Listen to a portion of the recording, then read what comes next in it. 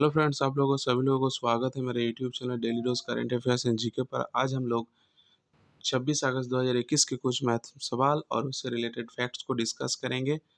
उससे पहले मैं आप लोगों को बताना चाहूँगा कि अगर ये मेरा वीडियो अच्छा लगता है, कंटेंट अच्छा लगता है, एग्जाम हेल्पफुल लगता है तो सब्सक्राइब कर देना, एक शेयर भी कर देना और लाइक भी कर देना।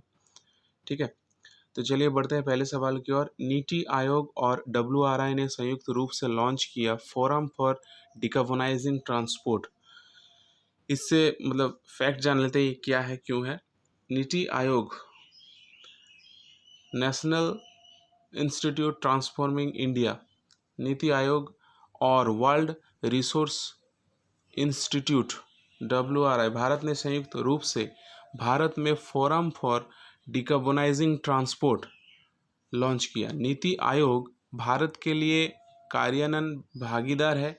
परियोजना का उद्देश्य एशिया में GHG उत्सर्जन परिवहन क्षेत्र के चरम स्तर को नीचे लाना है, 2 डिग्री से नीचे के रास्ते के अनुरूप, जिसमें परिणाम स्वरूप भीड़ भाड़ और वायु प्रदूषण जैसी समस्याएं होती है। चलिए जान लेते हैं नीति आयोग के बारे में और WRI के बारे में। नीति आयोग का गठन 1 जनवरी 2015 को हुआ था।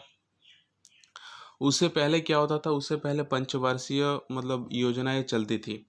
जब 2015 1 जनवरी के बाद ये नीति आयोग का गठन किया गया है। नीति आयोग का मुख्यालय कहाँ पर है? नई दिल्ली में है। नीति आयोग के जो अध्यक्ष है वो नरेंद्र मोदी है। नीति आयोग के CEO अमिताभ कांत है। और WRI के बारे में जान लेते हैं। विश्व संसाधन संस्थान मुख्यालय वाशिंगटन DC में है। और विश्व संसाधन संस्थान के संस्थापक जो है जेम्स गुस्तावे स्पेस है। और विश्व संस्थान का जो स्थापना हुई थी वो 1982 में हुई थी। कोपेनहेगन EIU के सेफ सिटीज़ इंडेक्स 2021 में सबसे ऊपर। ये जो सेफ सिटीज़ इंडेक्स 2021 का लिस्ट आया है, उसमें कोपेनहेगन जो डेनमार्क का शहर है वो सबसे ऊंचे शहर माना गया है। सबसे ऊंचे सुरक्षा वाला शहर माना गया है दोस्त। तो चलिए जान लेते हैं इससे रिलेटेड कुछ facts. Economics intelligence unit EIU द्वारा जारी सेफ सिटीज इंडेक्स 2021 में डेनमार्क की राजधानी कोपेनहेगन को 60 वैश्विक शहरों में से दुनिया के सबसे सुरक्षित शहर के रूप में नामित किया गया है। EIU के द्विवार्षिक सूचकांक के चौथे संस्करण में शीर्ष पर पहुंचने के लिए कोपेनहेगन ने 100 में से 82.4 अंक हासिल किए, जो शहरी सुरक्षा के स्तर को मापता है। यांगून जो है 39.5 स्कोर के साथ सबसे कम सुरक्षित शहर के रूप में सूचकांक में सबसे नीचे है। चलिए टॉप 10 जो शहर है वो देख लेते हैं। उससे पहले जान लेते हैं भारत से इंडेक्स में नई दिल्ली और मुंबई की जगह मिली है। नई दिल्ली 56.1 के स्कोर के साथ और 48वें स्थान पर है, जबकि मुंबई 54.4 के स्कोर के साथ 50वें स्थान पर है। दुनिया का सबसे शीर्ष सुरक्षित शहर जो है वो जान लेते हैं लिस्ट के अनुसार। देखिए, पहला तो है कोपेनहेगन डेनमार्क का शहर, दूसरा है टोरंटो, तीसरा है सिंगापुर, चौथा है सिडनी, पांचवा है टोक्यो, छठा है एम्स्टर्डम, उसके बाद है वेलिंगटन, उसके बाद है हांगकांग, मेलबर्न एंड स्टॉकहोम। चलिए बढ़ते हैं तीसरी सवाल की ओर। अफगानिस्तान से भारत के निकासी मिशन को ऑपरेशन देवी शक्ति नाम दिया। देखिए, अभी चर्चा में जो रहा है कि अफगानिस्तान, तालिबान ने अफगानिस्तान को कब्जा कर लिया, उसके जो राजधानी है उसको एडप्ट कर लिया, कब्जा कर लिया। तो उसका जो वहाँ पर जो भारत के कुछ नागरिक है, तो उस नागरिक को इंडिया में लाने के लिए एक ऑपरेशन चलाया गया था। वो अभी भी चल रहा है ऑपरेशन, उसका नाम था देवी शक्ति, ऑपरेशन देवी शक्ति। चलिए जान लेते हैं उससे रिलेटेड फैक्ट्स। विदेश मंत्रालय, मिनिस्ट्री ऑफ एक्सटर्नल अफेयर्स ने युद्धग्रस्त अफगानिस्तान से अपने नागरिकों को निकालने के लिए भारत के जटिल मिशन का ऑपरेशन देवी शक्ति नाम दिया। ऑपरेशन का नाम तब पता चला कि जब विदेश मंत्री S जयशंकर ने 24 अगस्त को दिल्ली में 78 लोगों को एक नए जत्थे के आने के जिक्र करते हुए ये ट्वीट के उसमें जिक्र किया। तालिबान द्वारा अफगान राजधानी शहर पर कब्जा करने के एक दिन बाद भारत ने 16 अगस्त को काबुल से दिल्ली में 40 भारतीयों को एयरलिफ्ट करके जटिल निकासी मिशन शुरू किया।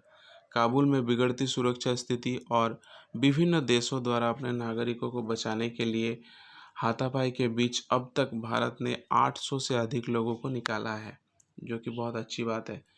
चलिए बढ़ते हैं चौथे सवाल की ओर। अभय कुमार सिंह सहकारिता मंत्रालय में संयुक्त सचिव नियुक्त। सहकारिता मंत्रालय मतलब मिनिस्ट्री ऑफ कोऑपरेशन में अभी संयुक्त सचिव नियुक्त किया है किसको? अभय कुमार सिंह को।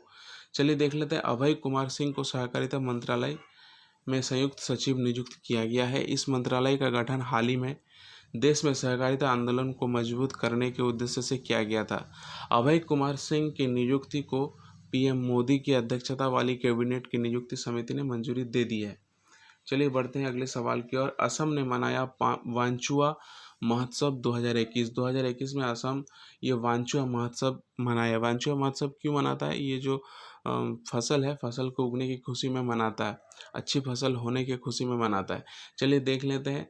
तिवा आदिवासी असम में वांचुआ महोत्सव में भाग लेने के लिए अपने पारंपरिक डांसेस का प्रदर्शन करते हैं। ये त्यौहार तिवा आदिवासियों द्वारा अपनी अच्छी फसल को चिन्हित करने के लिए मनाया जाता है। ये गाने, नृत्य, अनुष्ठानों के एक समूह के साथ आता है और लोग अपने मूल परिधान में आते हैं। लीवा को लांगुल के नाम से भी जाना जाता है। ये असम और मेघालय राज्य में रहने वाले एक स्वदेशी समुदाय है और अरुणाचल प्रदेश और मणिपुर में भी कुछ हिस्से में पाया जाता है। उन्हें असम राज्य के भीतर एक अनुसूचित जनजाति के रूप में मान्यता प्राप्त है। वे झूम या स्थानांतरित खेती करते हैं। असम के जो राज्यपाल है वो जगदीश मुखी, असम के मुख्यमंत्री है वो हिमंता बिस्वा शर्मा है। चलिए देख लेते हैं छठे सवाल। वर्ल्ड एथलेट अंडर 20 चैंपियनशिप में सैली सिंह ने लॉन्ग जंप में रजत पदक जीता।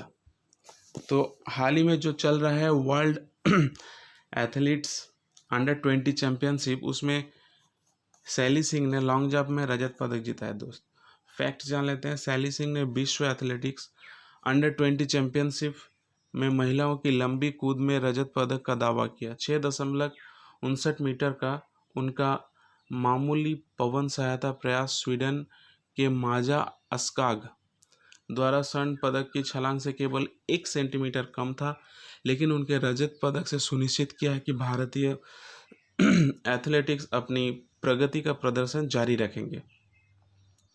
सैली सिंह का विश्व एथलेटिक्स अंडर 20 चैंपियनशिप में भारत का तीसरा पदक था, जो मिश्रित टीम द्वारा 4x400 मीटर रिले में कांस्य और पुरुषों द्वारा 10,000 मीटर रेस वॉक में अमित छत्री द्वारा रजत के बाद आया था। भारत पदक तालिका में 21वें स्थान पर रहा, ये जानते हुए कि एक स्वर्ण पदक शीर्ष 15 में पहुंचा देता है।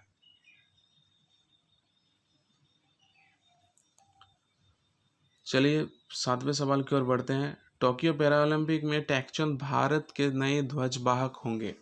ये जो टैकचंद है ना, ये टोक्यो पैरालंपिक में भारत का ध्वजवाहक होंगे। दोस्त फैक्ट जान लेते हैं। मरियप्पन थेंगवेलु 2016 रियो पैरालंपिक खेलों में स्वर्ण पदक विजेता की जगह एशियाई खेलों के स्वर्ण पदक विजेता टैकचंद उद्घाटन समारोह के भारत में नए ध्वजवाहक होंगे। भारत की पैरालंपिक समिति ने बताया टोक्यो के लिए अपनी उड़ान पर मरियप्पन एक कोविड सकारात्मक विदेशी यात्री के निकट संपर्क में आए। हालांकि गांव पहुंचने पर उनका 6 दिनों तक परीक्षण किया गया और उनकी सभी रिपोर्ट नकारात्मक है, लेकिन आयोजन समिति ने मरियप्पन को उद्घाटन समारोह में शामिल न करके सलाह दी है। भारत का प्रतिनिधित्व 94 पैरा एथलीट्स करेंगे। वैश्विक विनिर्माण जोखिम सूचकांक में भारत दूसरे स्थान पर है। मैन्युफैक्चरिंग जो हब होता है ना, उसमें एक सूचकांक निकलता है दोस्त, उससे भारत का क्या है लिस्ट आया है, जिसमें भारत दूसरे नंबर पे है। ये जो बहुत अच्छी बात है। फैक्ट जान लेते हैं। भारत वैश्विक विनिर्माण केंद्र ग्लोबल मैन्युफैक्चरिंग हब के रूप में उभरा है और दुनिया का दूसरा सबसे वांछित विनिर्माण गंतव्य बनने के लिए संयुक्त राज्य अमेरिका को प्रभावी ढंग से पीछे छोड़ दिया है। यह संयुक्त राज्य अमेरिका और विनिर्माण विशाल राष्ट्र चीन सहित अन्य देशों में एक पसंदीदा विनिर्माण केंद्र के रूप में निर्माताओं द्वारा भारत में बढ़ती रुचि को इंगित करता है। भारत की रैंकिंग कुशमैन एंड वेफिल्ड के 2021 वैश्विक विनिर्माण जोखिम सूचकांक में परिलक्षित हुई। ये सूचकांक पूरे यूरोप, अमेरिका और एशिया प्रशांत के 47 देशों में रैंक करता है दोस्त। तो चलिए मिलते हैं अगले वीडियो में। मैं फिर से कह रहा हूँ, अगर ये वीडियो अच्छा लगता है तो सब्सक्राइब ज़रूर कर देना।